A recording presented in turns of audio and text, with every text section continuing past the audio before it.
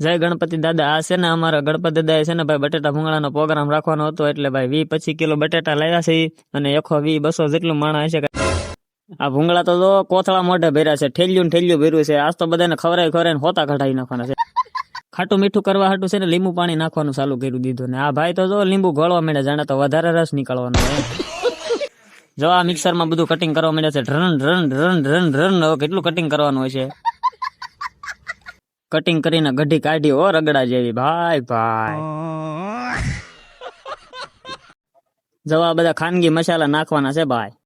જો આ બટેટા બફાઈ ગયા છે ને હવે બધા ફોલવા મંડાણા છે, ગરમા ગરમ જમજમાટી. ભલે ગરમ લાગે પણ તોય મંડાણા ફોલવા. આગળ બધા ફોલી નાખવાના છે. જોવો તમે, હું ઘડી સોંટી જાવ વિડીયો મેકીને. જોવો તમે, જો આ તેલ મરસાનું રબડું બનાવ્યું. ઓ ભાઈ, તારે શેવડા કાઢી નાખે એવું.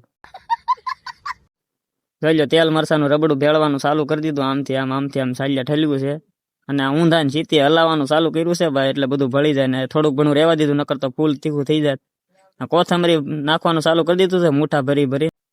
જો ઉપરથી દળેલું જીરું ભભરાઈ દીધું છે, એટલે મસ્ત જોરદાર એકદમ ટેસ્ટ આવે. આપણે બહાર ખાવા ગયા હોય ને તો પણ આવો સ્વાદ ન આવે, એવા જોરદાર બનાવ્યા છે આજ તો બટેટા ભાઈ. જામી પડી જવાનો છે આજ. હાલો ખાવા, તમે બધા તૈયાર થઈ ગયા છે.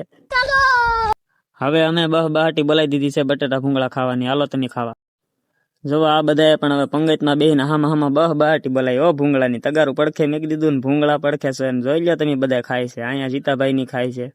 હવે બીજે ગણપતિ એથી દોડાનો શેવડો આવ્યો તો એ ઉપાડી લીધો.